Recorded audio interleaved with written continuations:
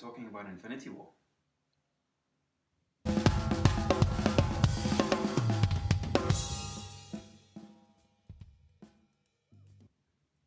Thank you for joining us. Welcome to Overthunk. I'm Keegan. I'm Ezra. And today we are talking about Avengers Infinity War. It's the big one, isn't it, Ezra? Yeah, the white whale, one might even say. White whale. Whiskey. Yeah, the culmination of almost an entire generation of filmmaking. Yeah. The cinematic universe 10 years in the making. is in fourth grade, grade 4.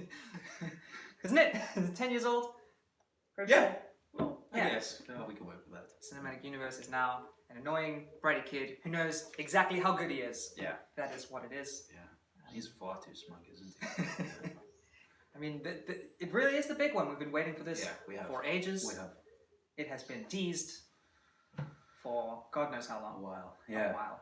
I mean, even if you've never really paid attention to the comics like I have, it was still on your list for most anticipated events, should we say, because it's not a movie, it's an event. Yeah, I think that is the biggest takeaway from this. It's such a massive global event.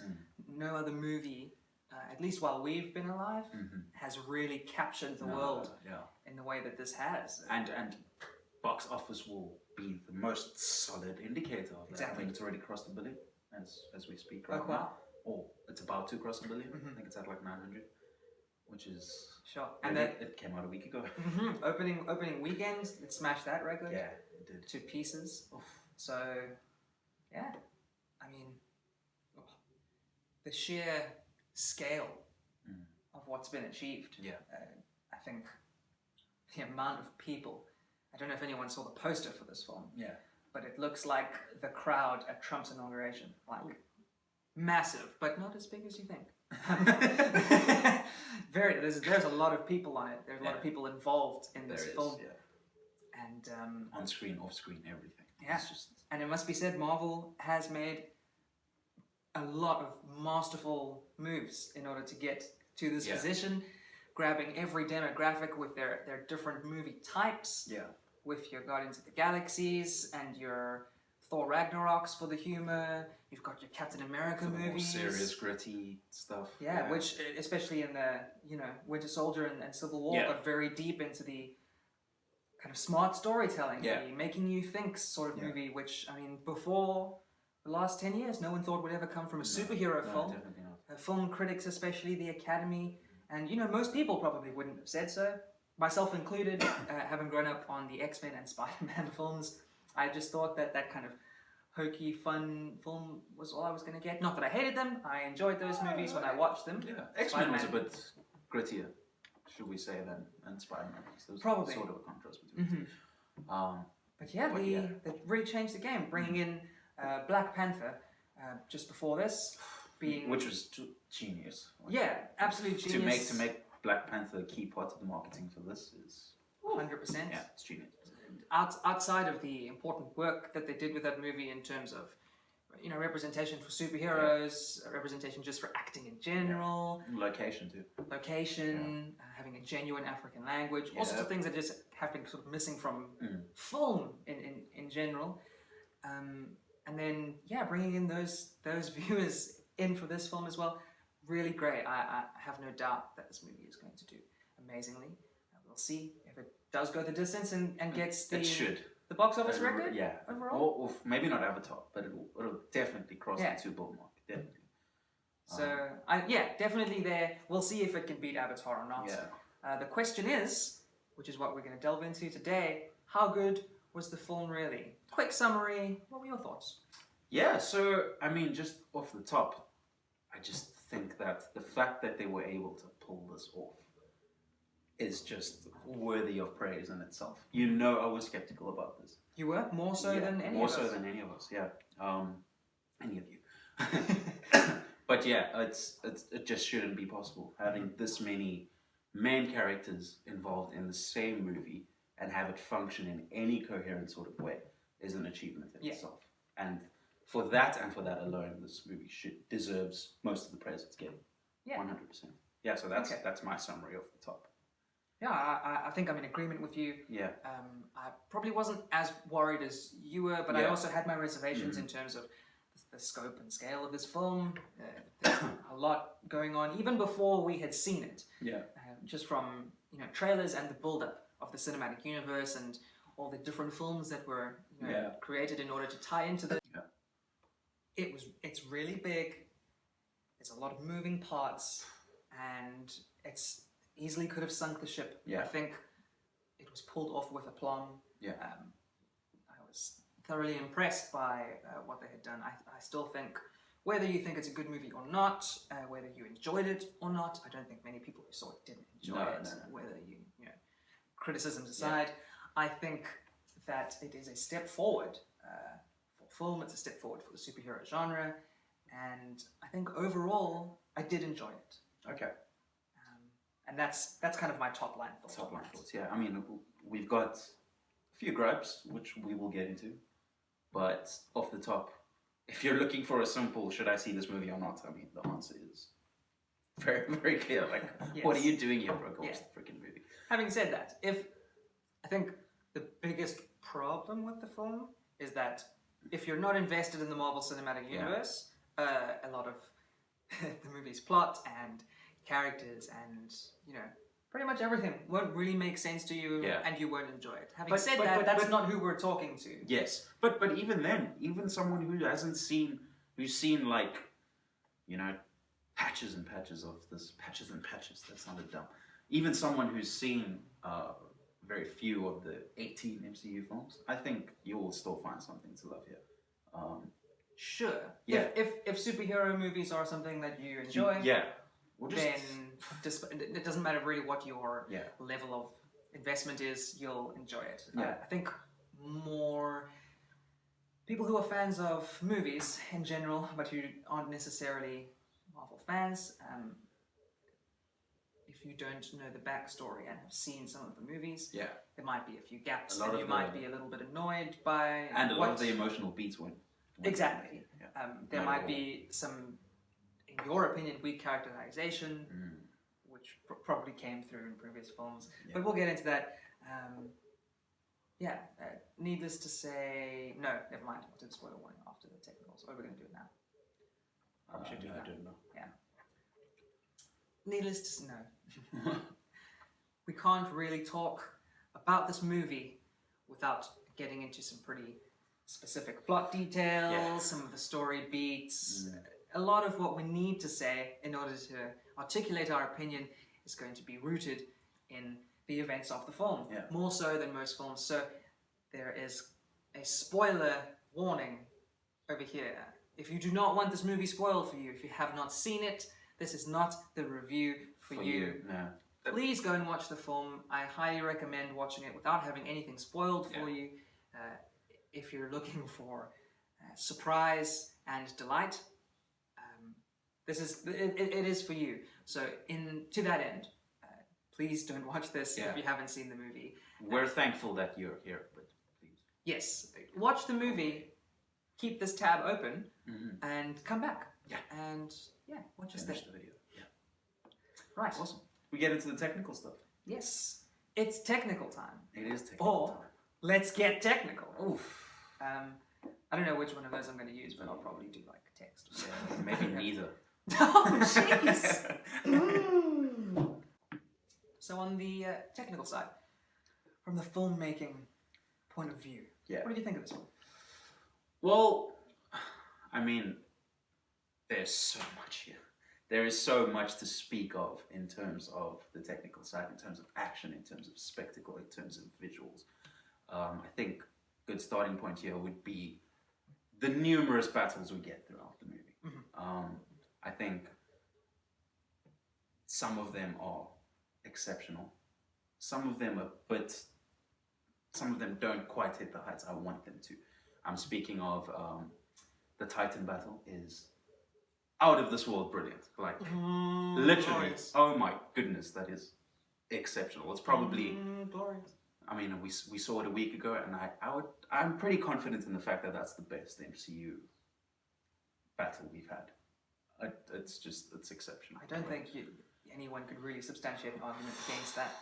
I mean, the reason I love it so much is that you have about six of them, all fighting against Thanos, all using their powers in specific ways, in different ways, and bouncing off each other.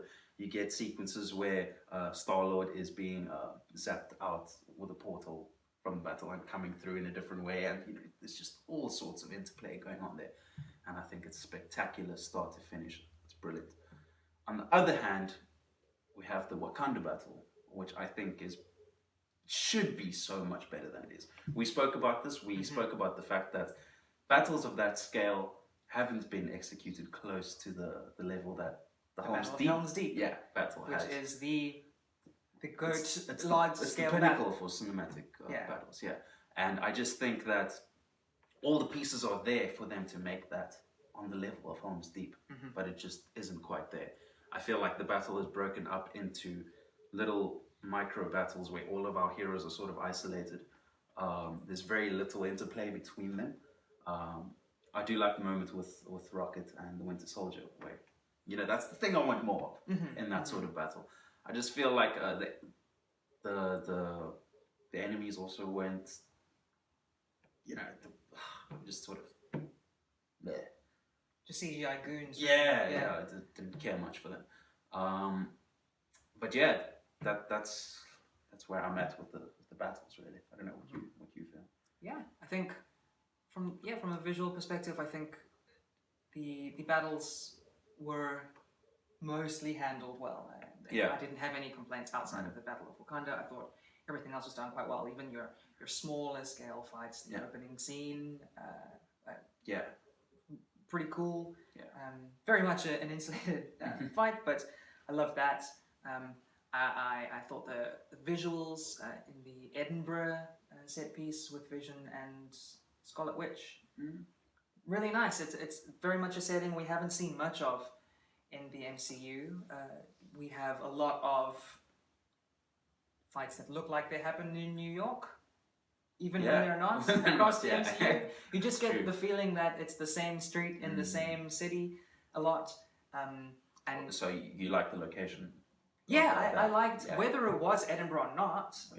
Just it felt like they were in Scotland. I've never seen a street, then a church rooftop, then a train station. The location changes didn't seem jarring. It flowed very well. I like that fight. I think it's really good. The Battle on Titan you've already touched on. I thought it was absolutely gorgeous. Really fun to watch. Oh man. High stakes. We'll talk about that a bit later. But yeah, not something that it's a foregone conclusion in your mind the whole time you're watching it. Thanos bringing the moon is just insane. And a lot of those moments we had seen in the trailer. And what Marvel has done so well recently is and I think it's really important because we say it a lot that trailers tend to ruin movies and hype tends to ruin movies a lot. Yeah. But Marvel's gotten really good, and the first time I noticed it was in Thor Ragnarok, when in the trailers they had all these things happening. He was walking on this bridge, and there were fight scenes, and then in the film, on the bridge he had two eyes. In the film, he's had his. I'm sorry for spoiling Thor Ragnarok for you. You're very behind. Yeah. His eye had been cut off at that point. Yeah. By Hela. He had his lightning abilities returned to him, and none of that was in the trailer. So they managed to show you the cool bits from the film to entice you to come in, while not giving you their narrative importance, so that you still get all the meat off of those beats in the film. And that was done amazingly here. Yeah. So that scene on Titan with the moon sort of thing, the amount of Infinity Gauntlets that Thanos has at any one time is always different because they edited them out in the trailer to give you the slip. Yeah. And that sounds like a small detail, but that makes a lot of difference as to what's actually happening in the film. So as much as the trailers were a lot, because they were, it didn't affect my enjoyment of the film and of the battles. Yeah. The Battle of Wakanda, to kind of piggyback on what you were saying, I think that my biggest gripe with it, because I agree with everything that you've said, was this is directed by the Russo brothers.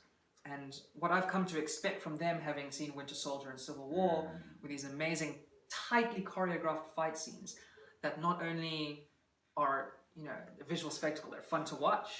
They always give you a good sense of the hero's abilities, and they're just well done. They They give you exactly the right kind of mix of superpowers with nice fight choreography, with like some story happening in there. There's emotions, there's turmoil between the characters, etc. And that Battle of Wakanda has absolutely none of that until the final third, when it ends. When Thanos gets there. Which is fine. Well, I think it kind of starts when Thor gets there, because then the scenes start getting, they're more interesting and there's stuff happening. But before that, it's very much a mess. They have this weird shaky cam, so you don't get to see people like Captain America, Black Panther, Bucky, the Winter Soldier. To an extent, Black Widow and Okoye, very physical fighters. And we've seen all of these people in previous movies really show off what they can do. And then even earlier in this film, actually, in that Edinburgh, Scotland section, where you get to see those guys kind of flex their muscles, really showing us what they can do. And then in this scene, the biggest, in terms of numbers, biggest battle of the film, and they really get lost in a mess of CGI limbs of these goons, in the shaky cam, in the being separated weirdly, and these kind of strange edits that make everyone seem like they're kilometers apart when they're really in the same frame. And that was very much a disconnect. It makes you wonder, could there not maybe, was it a problem to get some of those actors and actresses together on the same day or something? Do you think maybe that was an issue? I don't believe so, because as far as I know, everyone was shooting this for a while and they were all on set, and none of those guys had movies coming out at the same time. This was very much on everyone's schedule right now. Because if that's not the case, then they're sort of missing an opportunity in that battle to just sort of get a lot of them in the same shot and just have, just a sort of wide angle where you can see everything happening instead of this, And I think it's so interesting because as you were saying, what made the Battle of Titans so cool was all of these, characters, some of whom had met minutes ago, doing really cool things, playing off of each other, having these awesome scenes that, when you think about the Avengers from a comic point of view, which was Earth's Mightiest Heroes, a team up of all these great superheroes, that's what you were looking for in those comic books. When you flip over a panel and, Doctor Strange is moving someone and Spider-Man's coming in with a kick. And, maybe you see Star-Lord shooting and there's this beautiful frame and you're like, oh my gosh, and you scan that and you have it as a wallpaper on your computer. There were so many moments like that looked like they were ripped out of these vibrant comics. And then the Battle of Wakanda just felt like it was ripped out of any old action film until the very end when Thor comes and Thanos comes and then it really becomes again this really interesting, vibrant comic book storytelling. But I just felt like that was missing from the majority of that battle. And it's not like they didn't have the ingredients there to do it. It could have been a lot better. It really did.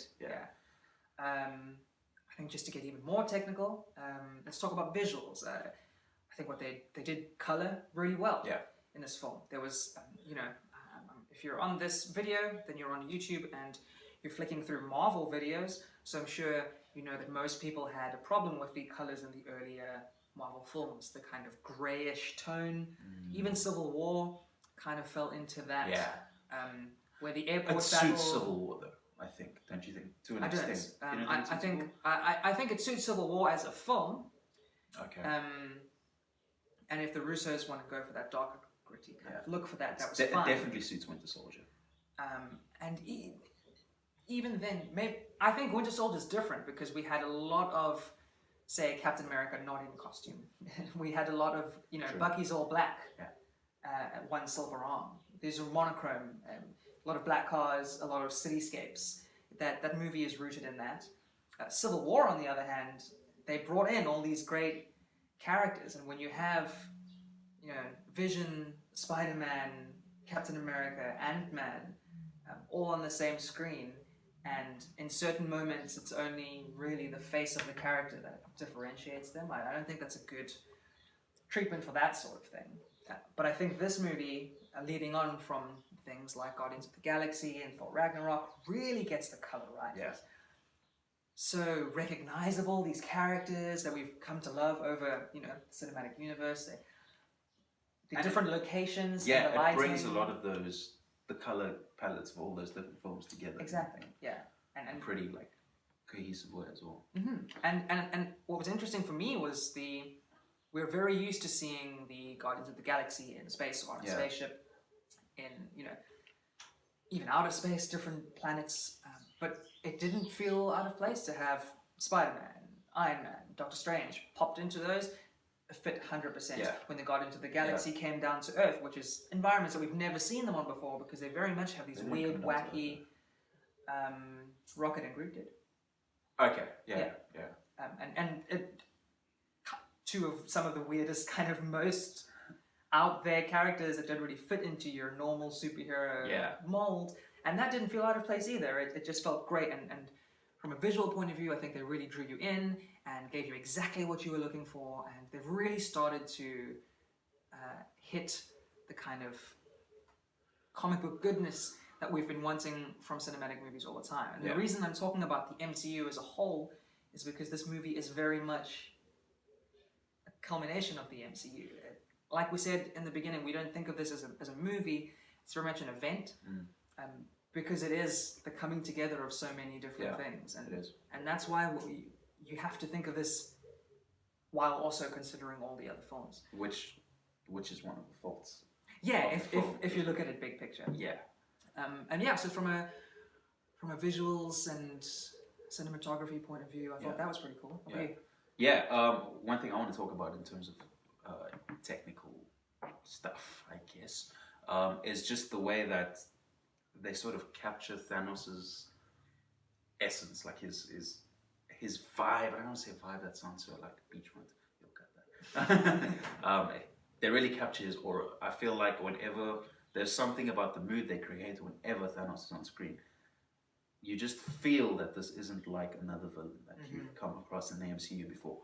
I don't know if it's like you have some moments where there's a bit of sort of a breeze in the air that you can see the character's hair sort of.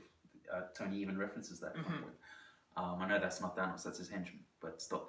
And just something about the score as well. And it really feels terrifying, and that's why I love that opening scene so much. That opening sequence. It's just the movie sort of lets you know, Thanos is here. This shit's about to go down, sort of thing. That opening sequence was amazing. Yeah. It sets the scene really, really well because it has, Thor and Loki have been kind of a part of the MCU since the very beginning. They've been on Earth. They're very much a part of the fabric of that universe. It shows them. You're automatically told that this is going to have far-reaching consequences in the universe as well as on Earth and for the Avengers. I mean, these are things that you know going into the film, but it is important for the film to do it so that you don't have to make too many assumptions in order to be in it. The lower your suspension of disbelief is, the more you feel like you're a part of it, and it's tough to do for a comic book movie, and they did it really well. Also, then, a couple of those deaths in that first sequence, showing Thanos without Infinity Stones being at this level of power, this level of intimidation, this confidence and conviction to his goals, immediately sets it up so that from that point on, they don't have to devote any time convincing you that Thanos is a villain. There's no mustache twirling, evil plan telling kind of, while you're tied up, let me tell you why I'm the baddest bad there ever was. Like, there's none of that. There's just delving into his character. And then if you go into the inner workings of Thanos, as this movie really does, and how he thinks and his relationships and what motivates him, because they set up with such a striking, moving scene in the beginning, you can do all of that and still never lose that level of fear that we and the characters have of Thanos, that level of power that we've seen him demonstrate in the beginning. You can show him having a moment of weakness, maybe emotionally, and it doesn't affect anything because we know what he is. We've been shown what he is, and we know what he could do. Which is why it was so important to put that scene right at the beginning. And also, I think the fact that it didn't start off with the technique, the general Avengers like theme in the beginning. It sort of just showed the comic flash and then straight into that scene. Yes, I think that's a big part of why that scene works so well and hits so hard in the way that you're saying. So yeah, I think there weren't very many snappy edits.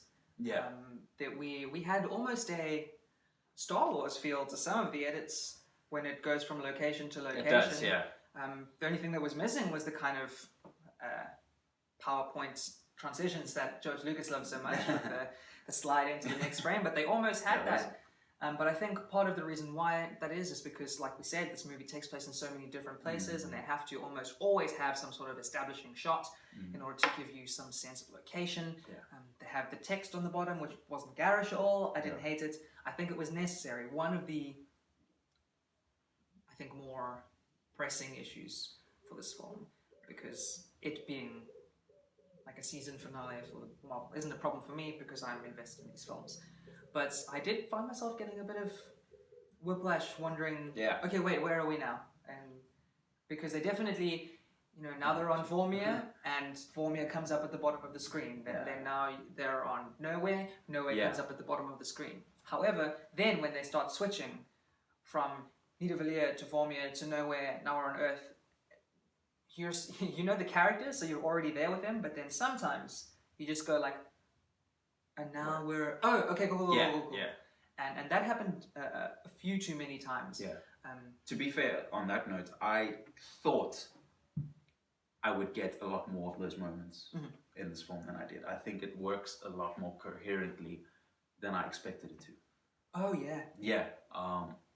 So I mean, I guess we can forgive a few of those moments here and there because they have so much to do in this film. Yeah, and then it was a small gripe. It wasn't something that affected my enjoyment of the film. And in the spirit of 100% transparency, I only noticed that my second time watching it. We've watched it twice, and we did give a few days between watches as well, rather than watching back to back. And the first time, honestly, we were just so kind of mind-blown, taken aback by what they were achieving and what was happening on the screen and the way that the story unfolded, that I didn't notice it then because I was more confused by just the level of it just felt so final, and I was very emotionally invested in the first viewing, so I didn't pick up almost any of this. So I picked up a lot more things on the second watch, and if just go in on the first watch and you'll probably enjoy it. And if you don't want to taint that, maybe don't watch it again or whatever. But a big part of the Marvel Universe is that these movies are rewatchable. I've watched Thor Ragnarok a couple of times with some different people. Winter Soldier, you can really go back and watch that. Civil War as well. Iron Man 1 really holds up. It's a great film. I think that's probably one of my favorites, actually. I know it is. It is. Really enjoy it. And we'll get back. We're going to do an Overthunk podcast on that at some point. But I think I have two more things I'd just like to quickly touch on the technical side before we go balls deep into the performances and the story, because that's where the meat is. That really is where the meat is. CGI was something that I think was done, for the most part, very well in this film. Coming off the back of Black Panther, which I think its only weakness was the CGI at a certain points in terms of visuals. And you mean towards the end? A lot of the end, because I was very invested in the T'Challa and Killmonger fight on the waterfall. I thought that was amazing. A lot of the earlier fight scenes, really good. And then I just wasn't a fan of the CGI at the end because I thought it wasn't done really, really well. Perhaps Marvel took all their best animators and had them work on this instead. What's the priority? That would make sense from a studio point of view. And I thought, number one, Thanos looked amazing the entire time. The fact that he, played by Josh Brolin, Josh is a large man, not that big, so his size, majority of his body, they're motion captured, but his face all had to be done by CGI.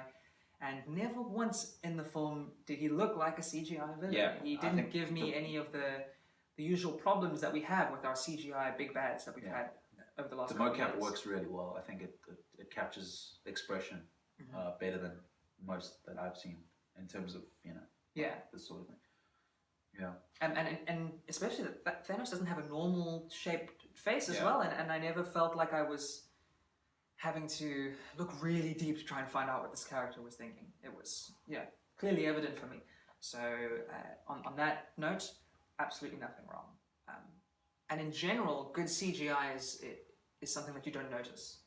The best CGI is something that when someone brings it up, you go, "Oh, I don't really know. What was the CGI like in that movie?" That means that that CGI just seemed like part of the film to you. And for the most part, in this film, I didn't notice a lot of the CGI, which again is impressive because so much of this was on a green screen. Just because we don't have other planets to go to, we don't have all of these things. A lot of these costumes can't be made, really, so they had to be CGI. Like, just quick rattle off: Iron Man's armor, superb. Spider-Man's new armor, absolutely superb. War Machine looked better than he ever has for me. Vision, a lot of the effects that go along with him looked really great. I was very convinced by his visual treatments. Rocket, Groot, visually, the dwarf that Peter Dinklage plays, cool, great. These were all very good. I had one weird gripe, that was, there are a lot of scenes where Iron Man, Tony Stark will be talking to, say, Spider-Man, Peter Parker, and they're in the suit sans helmet. And in those, it started kind of looking a little bit fake. Yeah, it's because they're CGI from the neck down. And they're sort of motion capture, but they should just be in a suit. And in those moments, there was a very clearly defined line between the CGI and the real, and once you start noticing it, it's difficult to to kind of stop. I've always found it a weird decision that Tony Stark is CGI'd in his suit. Why didn't they just get a stuntman in an actual built suit and do all the movements? It would look a lot more natural. I don't know. Maybe there's a sort of budget reason for that. Possibly. Yeah. But yeah, it does look a bit weird, especially when your top half is CGI. Not CGI, your bottom is. I got that with Spider-Man for the first time in this film, because he had the Iron Spider suit on. He was speaking to Tony, and they were planning to rescue Doctor Strange, and it just seemed very fake. Yeah. But that was my only gripe in terms of the CGI. In terms of music, I think that actually, now that I'm thinking about it, one thing, I don't know, most people probably won't agree with this, is that Thor's thunder. Well, his lightning. Thunder's a sound. So. Thunder is very much a sound. I meant lightning. It is. They call him the god of thunder, though. To be fair, so is he the god of loud noises? He's the god of loud noises. But his lightning looks a little bit. I can't describe why. It just looks a little bit too gimmicky. Oh yeah. In some How ways. did it compare to how he looked in Thor Ragnarok for you? Yeah, I didn't notice this in Thor Ragnarok, and I did here. So that which is strange. Yeah, used just as much in Thor Ragnarok. I think. Yeah, I don't know. For some reason, it was just a little bit jarring for me. But yeah, mine are great. Cool. CGI on a whole is excellent. Yeah, and it gives you that comic book feel. Yeah, won't you? Yeah. Exactly. Yeah. From the sound design point of view, I thought the sound design was pretty good. Yeah. I don't have a lot to say about the sound design. What I do have to say is that the music was done by Alan Silvestri. Yeah. It's the same guy who did the music for Ready Player One.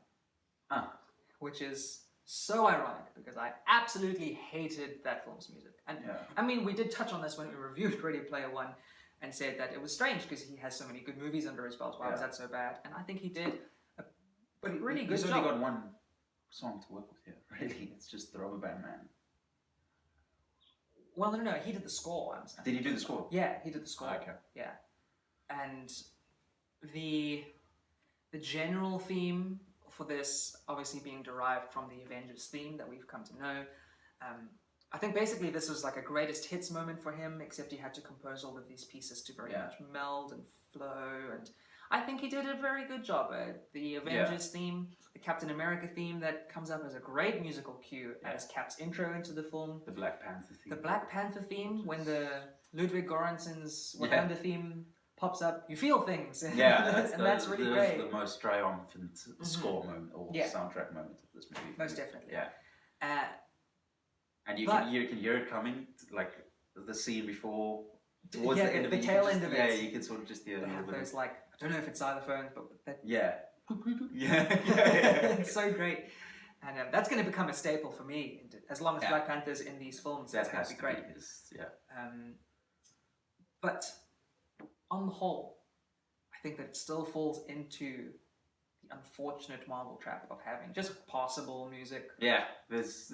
Because other than those three moments that we've spoken about, the Rubber Band Man for Guardians of the Galaxy, the Captain America intro when he gets introduced into the film in this moment, and the Wakanda theme before the movie relocates there. I'd add Thanos's sort of score a little bit. Like he's got a bit of a theme in the movie, I think, as well, and I think it was quite recognizable for me when I watched it. Okay. So I think that was more dictated by that was a culmination of a whole bunch of filmmaking elements that made. Yeah. I think it's also because he's just such a strong character. You put squeaking ducks behind him, and you'll start being scared of squeaky ducks later because you just associate it with Thanos. True.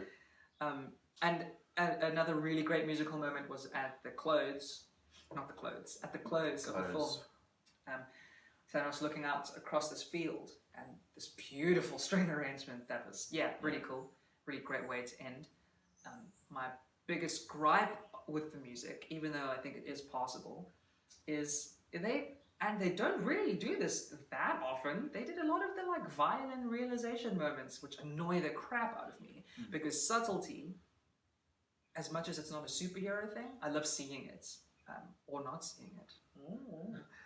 And things like, okay, let's get spoilerific.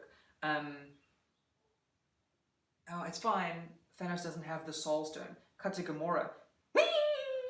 And then, I wonder if Gamora knows where the Soul Stone is. And I would have liked to have a passing shot over her with a worried expression. At that point in the film, she's worried because she's heard that Thanos is back in town. Yeah.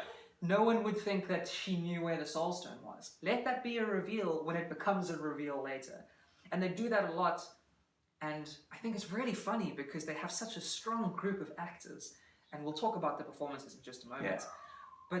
And so many of them can really carry these emotional moments, and I wish they had let them, rather than forcing these emotions down my throat. Let me feel them from these actors who, like, truly the Russos did a good job directing. So that's my gripe with the music. I think we've got to talk about the characters here. So let's go through. Who do you think were your really good performances in this film? I think Chris Hemsworth was good. I think Robert Downey Jr. was really good.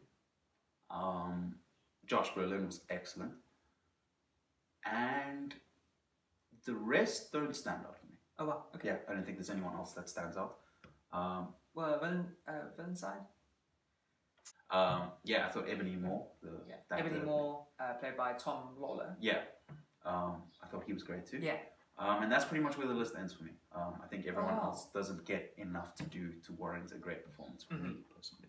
Sure. On the flip side, we have Chris Evans, who looks really pissed off at the little amount of work he gets to do in this film.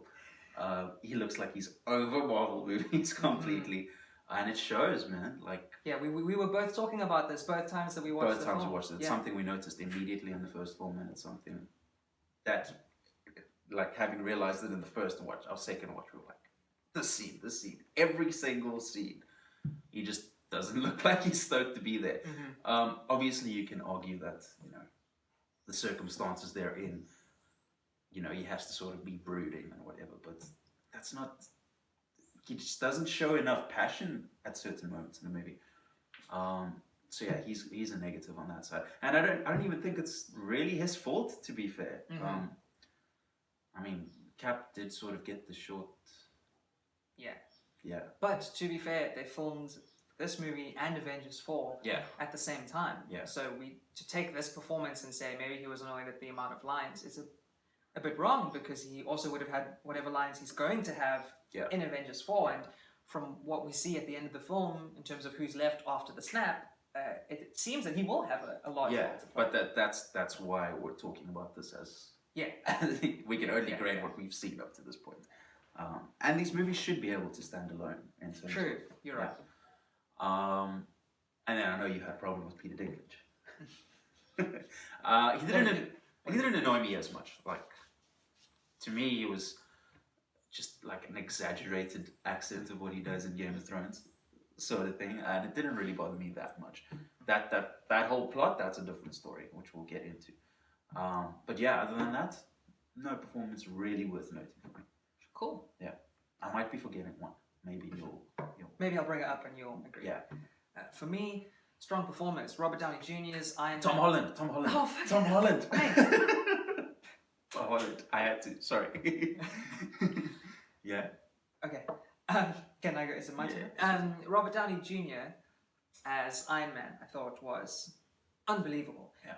Very much so. Josh Brolin as Thanos, he is the main character of this film. This is Avenger, a Thanos story. That's what this is, and I'm not mad at it. I think it worked really, really well. I think if we needed a main character's perspective on something, let it be different and have us kind of swinging towards the villain side for a lot of it. I think it's so much, in order to, especially with the split of screen time between the heroes being what it is, the fact that we have Thanos as the central figure weaving all the stories together works better than it would have been, say, if Captain America was the golden thread, or Tony, as great as he is, couldn't have been the golden thread between all of those stories. Definitely. I've got thoughts on that, but we'll get into that in our story section. But having said that, right behind Josh Brolin, I think Robert Downey Jr. Best and most important kind of role, just behind him, and I thought he absolutely knocked it out of the park. I definitely think the guy who played Ebony Maw was really good. Yeah. I thought Chris Pratt did a really good job, actually. Yeah. I thought he was really good. I think, I mean, people have opinions on Star-Lord. Yeah, boy do they. After this film. Yeah. But I think if we're really looking at his character, after Guardians 1 and Guardians 2, and we're looking at his backstory and his motivations, I think Chris Pratt plays that really well. Obviously very funny. I think his relationship with Gamora was really good. I honestly think, because relationships in superhero movies tend to be really hokey. The Vision, Wanda, Scarlet Witch relationship is trash. I don't buy into it at all. There is nothing there that made me invested. The whole time they were together, I was just thinking, like, one of you could die now and this would be better for them. And they skipped so many steps from the end of Civil War to that. Exactly. Like, out of the blue, it was weird. And I didn't feel that with Gamora and Star-Lord. And I think that's a large part of that is due to Chris Pratt's really good performance. And then his, like, he had a depth in the scene where he had with Thanos and Gamora on Nowhere. Yeah. When they were trying to get that Infinity Stone. I thought that was really good. Showed some range. And then later, in the Battle of Titan, brings the same thing again, back to back with this really good humor, straight into this emotional performance. I think that's underrated, and I think it might possibly be because fans have so many feels that's definitely because of what his character did. But I think that shouldn't take away from the fact that his performance was stellar. Yeah, it's hard. Sometimes it's hard to separate the two. Yeah, the writing of a character, to separate that from the performance is quite hard. Yeah. I thought Chris Hemsworth again did a really good job, and I liked what happened with Thor. So maybe that may have been a bit of bias because I thought Thor's arc was really good. Because if you look at it, Chris Hemsworth's performance was just good. Don't know if it was great for me. But yeah, that was that. I thought Dave Bautista. I think a lot of what influences Thor in this movie is Taika Waititi. I think the work that Taika Waititi does on Thor's character there shows here, and I think Chris Hemsworth has brought a lot from that movie to this. Yeah, I think, Taika was on staff for this film. So, that's right. And a big part of why this movie works so well is because they have Taika Waititi and James Gunn and the Russo brothers on it, the most successful Marvel directors at this point in time. Yeah. So great move, Kevin Feige. Yeah, you beautiful bastard. You. Other than that, I struggle to think of any performances that really stood out. Yeah. For me, I think the girl from The Leftovers who plays the Carrie Coon, she was really good, but good. It's kind of where it ends for me. Not much to do there. Yeah, Tom Holland did a good job. Dave Bautista, I think, did a pretty good job. If only because Drax is pretty one note in terms of his humor, and he doesn't have any sort of cool visual abilities or things to keep him there. But having said that, the fact that I'm never annoyed by him, I think, is a testament to Dave Bautista in that role. He's pretty much 100% human character at this point. Yeah. And I loved, there were so many gags in this movie where I was really laughing at Drax, and every time I see him prepping for a joke, I'm always like, oh no, here it comes, and then it happens, I'm like, oh no, that was funny. Was great. You kind of got me. And his interplay with Mantis, I thought, was pretty good. Those two characters really bringing the levity that the movie needed without clashing with the seriousness of the tone and the stakes. I thought that was cool. So kudos to those two for that. And I guess Gamora. Zoe Saldana did a pretty good job giving us that sort of Gamora-Thanos relationship, which I think the movie does rely on in terms of its story. So, again, a good performance that I wouldn't say was great. On the flip side, Peter Dinklage let me down.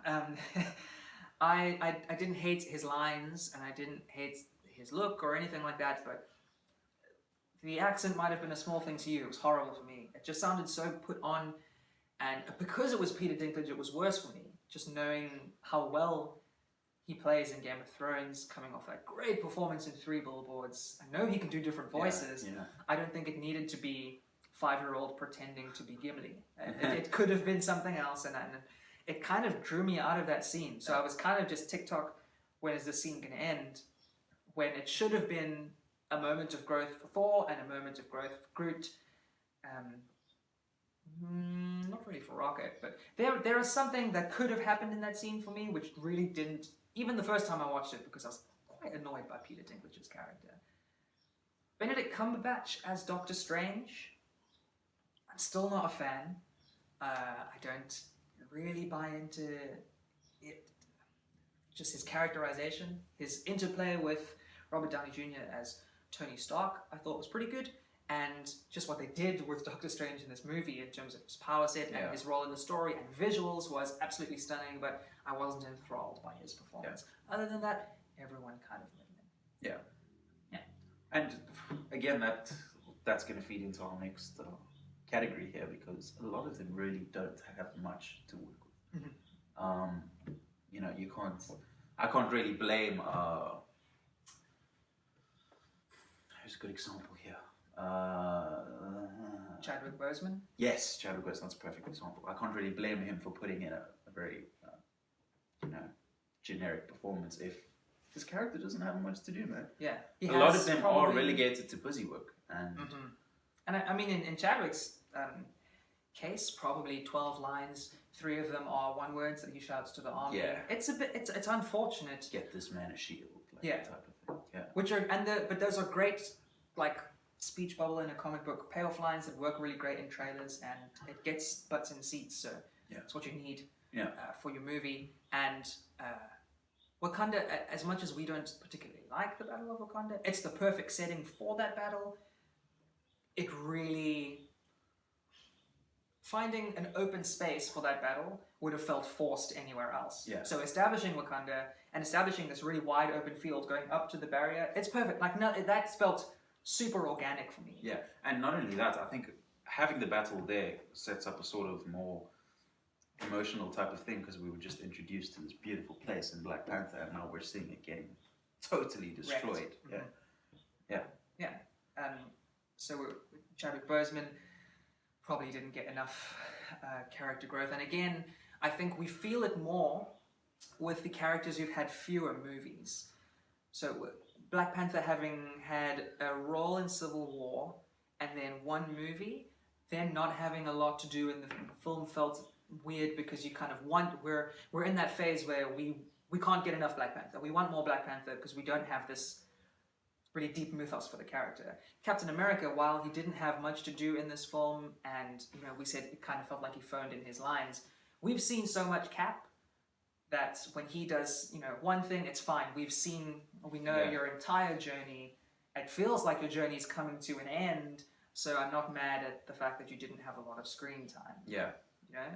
Spider-Man's screen time felt really good. He's only had Civil War in his one solo film, but yet he played a really strong role in this. We got another great look at his character, so I thought that was really cool as well.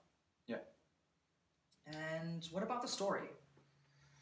Okay, so this is where things start to get a bit contentious, I think. Okay. I think you will see this take a lot on the internet, and you touched on it as well, is that this really does feel like a finale to a TV series, a two-part finale to a TV series. And the problem with that is that we don't get a lot of the things we need from a standalone movie in this movie. We have to go back to previous installments to look for that. And that relies on you having been a fan of, you know, the MCU in general. And that really is a limitation by design here. It's an inherent limitation, but still a flaw nonetheless. It's something we have to speak about. I don't think there is a lot of development in the majority of the cast. I think Thanos is the exception to this rule, which you touched on earlier, because this feels like Thanos' story. Yeah. And I actually have a bit of an issue with that, because I think the movie could have gone a bit harder on zoning in on the fact that they could have framed Thanos a bit more as the main character than they did. Okay. It still feels like our perspective is meant to be with the Avengers. And I feel like the movie would have benefited a little bit more if Thanos was indeed the center of this movie and we got a lot more of him. As a result, I don't think a lot of his motivation was as fleshed out as I wanted it to be. Okay. A lot of people seem to have this idea that, you know, he's wildly different from every other villain we've got because he believes he's right. Yeah, and that's not. Yeah, that's not really the point. I think the beauty of Thanos' character is in the performance by Josh Brolin and the way that the film captures his terror. I'm not 100% sold on the emotional beats of his story. I feel like the only thing we have to work with here is the Gamora and Thanos dynamic. And even then, we only have one scene really to set up the fact that he actually cares for Gamora. The fact that that's the only thing we have to reference when we see him shed a tear over the fact that he's losing Gamora. And I feel like that's a little bit rushed. I feel like if the movie framed Thanos as the center of the movie a bit more than it did, we could have gotten more scenes to develop that relationship. And I think in a nutshell, that's one of the main problems I have with the movie. Okay. But from a certain point of view, you know, like, that's what these things are. Sure. Yeah. I know I gave you a lot to chew on there. Yeah, I wow. sort of just like, I just covered up all my gripes in like one. I think that's a valid point. Mm. I think, again, we do have to, even though it seems like it's almost a different character from the first time we saw Thanos in a post-credit scene, we do have to remember those scenes. We have to remember, you know, Thanos sending out Gamora, Thanos and Nebula that we've already seen.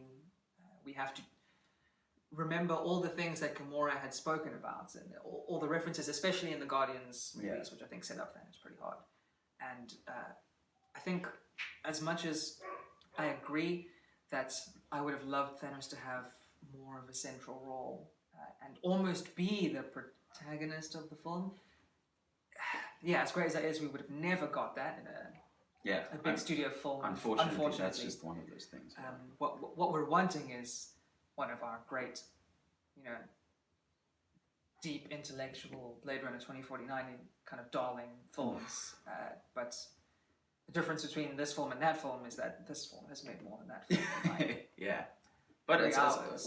we still can't like excuse it for that. You know? Sure. Still, yeah. I think that you know, the only issue. So this movie, as we've said, felt like the finale of a series, which it really is, because there were a series of movies that we watched that told an interweaving, interlocked story that came to a head, even though it's not done. It hasn't come to a finish yet, but that'll come with Avengers 4. But it came to this mini climax here. And it is a thrill ride. It is an adrenaline-fueled, pumping action film, possibly to its detriments. Yes. There are... If you like a 3-act structure in a film, then you'll be annoyed by the fact that this film is Act 3 for 2 hours and 30 minutes. Yeah. Every battle feels like it could have been the end of another film. Every time characters have these emotional moments, it feels like it's about to be the precursor to what would be the end of another film. You're very much edging if I can, if I can make that reference without being too weird, because they take you in the first scene from here to here, very much halfway. Oh, we've got a setup for a movie, and then they take you here, and they have these fights, and then they really kind of ride it, right at this level of intensity all the way to the end, which, like I said, when we watched it the first time, was really good, because I've been hungry for these answers for 10 years. We've been building up to this amazing moment. The only issue is that then on subsequent watches, it becomes a lot. Yeah. There's a lot to deal with. It's very high paced, it's very high energy, and that is a negative of the film. However, I think it is excused by the fact that there is no other way to deal with this film. And like we said, it's not really a film. It's a cinematic event. It's the crossover event that no one's ever seen. And I think they did that well. I think another thing that I was impressed with is the way that it dealt with what some people think to be the reason that, say, Star Wars The Last Jedi was met with such divided receptions from fans specifically, which was the theorizing. So obviously before The Force Awakens brought up a lot of questions, and there were a lot of theories as to what was going to happen. Some of them seemed like really well thought out, very plausible theories. Some of them seemed a little bit out there, a little bit crazy, and these were theories about not just, the main plot. There were theories about each specific character. Where are things going to go? And because of the setting up and the teasing of the Infinity Stones and the Infinity Gauntlet and all these different stories, there were a lot of theories going into this film. And they kind of have been happening after every movie, after Thor Ragnarok, after Black Panther. All these questions were raised. Is the Soul Stone the vibranium in Wakanda? Is the Soul Stone Wakanda itself? Is Heimdall the Soul Stone? Where is the Soul Stone? There were so many Soul Stone theories. There were so many theories as to, is Nebula going to kill Thanos and take the gauntlet from him like she did in the comic? Are they going to time travel with the Time Stone? Is Doctor Strange going to start a time loop? Who's going to die? What's going to happen here? And I think it's safe to say what happened in the film, especially with the Soul Stone, but also with who dies, with the whole snap thing happening, and us kind of being left with just the original Avengers and some surplus characters, very different from what all the theories were, proposing. But I think the difference is that, especially when you think about, say, Star Wars or any other sort of trilogy franchise, is that the Marvel Cinematic Universe has been so meticulously thought out and planned that if we think about Black Panther, so Black Panther happens and introduces these characters. I don't think there was a meeting after Black Panther where Kevin Feige sat the Russos and the writers down and said, okay, how are we going to fit this in? Is the Soul Stone in Wakanda? Where is this? I don't believe that for a second, because the plan for the MCU has been set there, and we've been following this track for so long that when things come out and revelations happen, even when it's against popular theories of fans, we're fine with it, because we can see then the plan and we can see how it's been laid out. And this isn't an indictment of Star Wars, because just the way that the franchise had happened, there was never meant to be these movies. We're just lucky that now we're getting more of our beloved franchise films, and even whether you like them or not, we are getting more, but they're not completely thought out from beginning to end. The Force Awakens was made by a different person to The Last Jedi, and the next film is going to be made from a different person who made The Last Jedi. So we can't have that sort of continuation. But the way that the story was realized and brought to life, because we've all been invested in this 10-year story that has been planned from the very beginning, it kind of cancels out that possibility for disappointment by fans, which is something important to do when you have these type of fans. Comic book fans are very similar to Star Wars fans in that they hold that source material much closer to their hearts than normal people do. And it's the reason why there was such a almost toxic backlash after The Last Jedi, even fans fighting fans. And it's the reason why you don't have that with this movie. Even though there are some people who are not happy with what happened, they're very much accepting of it. And I think... So that's speaking to the ending. Yes. Okay. And also to, the Soul Stone and various things that happened during the movie. Thor's new weapon, things like that. There were a lot of theories that were flying around. Let's talk about Thor's weapon because that leads into another grab of mine. Oh, sure. Speaking of The Last Jedi, we have that plot called Canto Bight that most people think would benefit from being removed from. 100% it would, yes. Yeah, well, that's another. No, it's not. It's a fact. Cool, go on. No, definitely not. I would argue that Thor's plotline here is that for this movie, or what people think that is for this movie. I don't think that there's anything significant in that plotline besides Thor actually getting a new weapon. I think most of it is busy work. I don't think Thor goes into that. Most of the time when we get these sort of subplots in movies, you have a moment where the whole purpose of this plotline is to bring out some change in perspective in the character, bring out some sort of just some sort of inner desire to something like that, some sort of character moment, and we don't get any of that from this moment. We just have some admittedly cool visuals of Thor trying to forge this weapon. I can't even remember what the specifics are of the forging of the weapon. He had to reactivate the heart of a dying star and then hold open. Yeah, but I mean, that's just, to me, that's just busy work, and I don't feel like that plot line was up to the standards of the rest of the movie at all. And just to have Peter Dinklage be in that plot line as well, just sort of brings it down even more. I think that it felt very fan servicey. So Groot and Rocket Raccoon are very much the cute Guardians of the Galaxy characters that have that sort of reaction of, oh, but I love them. Those are like, it's my Groot. Yeah. I'm Groot. And then Rocket Raccoon has all these cool lines, going to steal his arm. I got this eye. I'm Bradley Cooper. I'm charismatic. Thor had become this beloved character after Thor Ragnarok. Like you said, because of the Taika Waititi writing and direction and the reception of that film. That's what it is. Then throwing in what is known to be a fan favorite actor with Peter Dinklage, it did seem like you said, they needed Thor to get a weapon. They needed to frame it somehow. How do we make this not boring? Peter Dinklage is there. And who goes with him? Groot and Rocket. Yeah. Everyone loves Groot and Rocket. Yeah. Right? And I do agree with you there.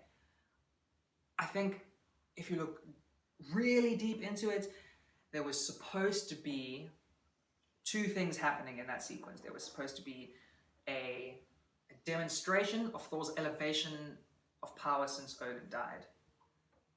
Taking the brunt of that star force, kind of the finger twitching after Groot creates Stormbreaker, leading into his reveal in the Battle of Wakanda. I agree with you that it wasn't handled well. I don't think it was done well. No. I think that was the intention. I think that being the one... I think when Thor's very clearly hurt and Groot finally puts his game down and tries to help, is supposed to be this emotional beat of Groot becoming the kind of empathetic, sensitive character that he was in the original Guardians movies. And again, I'm not defending the sequence. I'm saying if I look at it in relation to the movie and Thor's character arc through the film, because he's one of the characters like Tony who has a very much an actual character arc as a character. Whether you like that scene or not, there are things that for Thor happening because he has some bad stuff happen to him in the beginning, which motivates him to go here to get this, so he can do this in the end.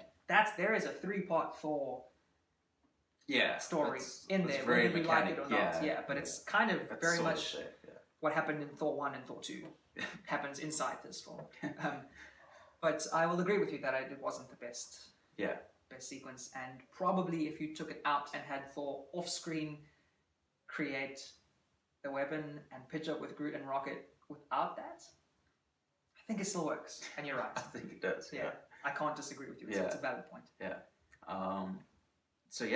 That's probably the main thing in terms of plot, but just in a general sense, I don't think we get enough characters that have something to do in this movie. Enough growth in any of the characters, enough effective character moments. That's my big issue with this movie, except that if you tune yourself in to see what you're meant to see with this movie, and that's one big crossover event, I suppose you have to look past that. And that just feeds into what your preference is. Do you prefer the more personal stories? Do you prefer the sort of comic extravaganza of this kind of movie? I personally think that Civil War is the best of both worlds there, because we get some good personal character work and we get a nice crossover event, even though Civil War has its own flaws, and that's another. The ending is very but yeah, that's where I stand, just in a general sense, with plot and character in this movie. So, overall thoughts? And then just one more thing, like the ending. I feel like the first time I watched it, I think we were all pretty shocked, because it was, they're actually doing this type of thing. And then you sort of come down for a moment and you realize, like, there's no way that this is final. There's absolutely no way this is final. Unfortunately, because of what happens with a lot of Marvel movies, just because we know the upcoming schedule of films coming out, so there's no finality. If you're going to do this, then you shouldn't really confirm that you've got Black Panther 2 and Spider-Man 2 and all of that coming. If you want that to land, then that's not going to happen. So then, once you get over that, you realize that all that's left is the execution of the scene. I think visually it was well done, but I don't think the way that every character reacts to this happening to them and the way every other character reacts to seeing it lands quite as hard as it should. Some. Tom Holland and Robert Downey Jr. side, I think every other death feels... Okoye and Black Panther was quite intense. I think it looked like the only people who looked like they were very affected by the snap was, like you said, Robert Downey Jr. and Tom Holland. Tom Holland's strongest moment in the film. Yeah. And Robert Downey Jr. obviously is Robert Downey Jr. He was great the whole time. But I think when T'Challa vanished, Okoye took it pretty much about as hard as anyone could. I think she's the only one who really played it like that. I think it's more of probably a filmmaking issue, because I don't think it was the actors. Yes, to be fair, that's what I felt the second time. I just felt it was a lot more hollow once that shock was over. You know, it just didn't land as hard as it should have, and that sort of takes away from the ending a little bit, because you know they're just going to reverse it in the next movie in some way, which is fine in its own way. I just feel like the way those characters react should have been a lot more emotional, and that's one of the flaws with the ending. I actually have thoughts on this ending as well. And I do agree with you that I think the most glaring one for me was definitely Groot vanishing and Rocket's reaction. That seemed like he was just had dropped ice cream on the floor. It was the extent of the disappointment on his face at losing what was his closest friend in the galaxy. Captain Bucky too, I think. Yeah, and probably an extension of our Chris Evans problem we had. I think, T'Challa's one with Okoye was one of the ones that I thought how all of them would have played out. If you had told me that that's what happens in this film, the way I would imagine it would be that happening with everyone. The look on like ScarJo's face as Black Widow when she was kind of stumbling around seemed just odd. Like, I don't know if they kind of knew what direction they were taking. I feel like perhaps they filmed different takes with every actor. Yeah, I think so too. And then retroactively picked moods for them which didn't quite fit. I think the only reason that I don't like it, but the only reason that it is excused sort of for me is we know because of what Doctor Strange said before vanishing that Tony is very important, and the person that obviously impacts most is Tony Stark. The only one that seemed like it was taking great care to make sure it was perfect was the Spider-Man death with Tony. Yeah. Because Tony's arc is very important in terms of what's going to happen in the next film. He's definitely going to be a driving force in terms of reversing this, both emotionally and from a technical standpoint, in terms of he's got tech that will probably combine with Ant-Man technology in order to do something. We don't know, but something will happen.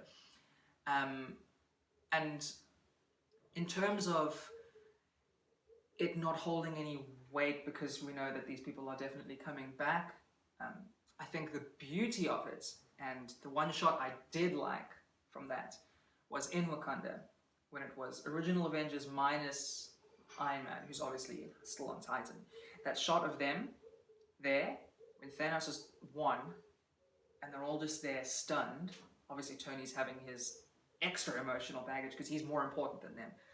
But that moment, I think for me, was a crazy realization, because some fans had assumed, because of contract issues, that a couple of people would be done. This would be their last film. Obviously, filming them all together means that they can extend that over 2 films, but we know that some of the people in the snap are definitely coming back because of next movies.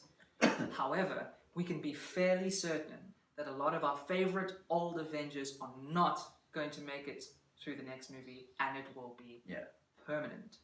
So there is a trade-off of the weight of the deaths that happen because of Thanos' plan, and the anticipation for the future deaths that are going to happen in the next movie. Or maybe not deaths, maybe just retirement from being a superhero. Something happens and they're no longer able to come back. And I think that trade-off may have been very important from the MCU's point of view in order to really bring us in for Avengers 4, because they have a year to hype up what had been a 10-year build for Infinity War, to try and generate, because obviously they've want to, if this Avengers 4 is the last Avengers movie, because Kevin Feige said the MCU is going to be so different after this, it's going to be like a new thing. He said it's going to feel completely different. If that is to be the last film, I think they needed some sort of setup that made us want to watch it more than we wanted to watch Infinity War, which was tough because we were so hyped for that movie. So knowing that, going into the start of Infinity War, we knew that, Tom Holland is going to be fine, T'Challa is going to be fine, Doctor Strange is going to be fine. Now, going into the second film, knowing, okay, they will come back. At what cost? Because these characters, now, their plot armor has been stripped from them, and they lay naked and afraid in front of Thanos, who could pick them off at a drop of a hat. And that, for me, is one of the reasons why, even on the second viewing, I was still kind of okay with the finish. Again, I don't have a problem with the idea of the fact that they're killing off characters only to bring them back in the next movie. I just feel like the execution of it should have hit me a lot harder than it does. Yeah, and I understand that. That's it. Yeah, so to sum up, you can cut out the To sum up, I mean, this is the sort of comic book crossover event that you sort of dream of as a kid, especially if you were invested in the comics and the MCU up to now. I think it delivers the goods, and the fact that it works at all as a coherent film, just that's a big positive. And I think that outweighs most of the negatives I have with this movie, being the plot and character weaknesses that we've sort of spoken about. So on the whole, I'm inclined to give it a 7.5 out of 10. Okay. I think for me, my inner child was going absolutely crazy when I watched the trailer, when we were queuing for popcorn, when we were waiting through the trailer, watching the film, that ending, everything about this film was a comic book fan's dream. And seeing that dream realized meant a lot to me. And there are a lot of flaws with this film as a film. And as much as I try and be as objective as I possibly can when we talk about things, it meant too much to me to give it the rating that this would have gotten if it was some standalone film. I think that all its flaws get very much counteracted by the fact that they managed to pull off this gargantuan task that should not have been possible by any stretch of the imagination. And even though my positives and negatives seem to almost balance each other out, I'm going to give this amazing cinematic experience a 7 out of 10. There you have it. So, overthunk rating, Avengers Infinity War, 7.25 out of 10. 7.25. Here we are with these ugly decimals. How am I going to fit that here? Yeah. Man, how am I going to... If you disagreed with us, let us know in the comments. We're very excited to fight with you. If you'd like us to review something else, also let us know in the comments. If you have a problem with our physical appearance, please leave that at home. We're very sensitive. Like and subscribe if you want more content, and we'll see you in the next one. Awesome.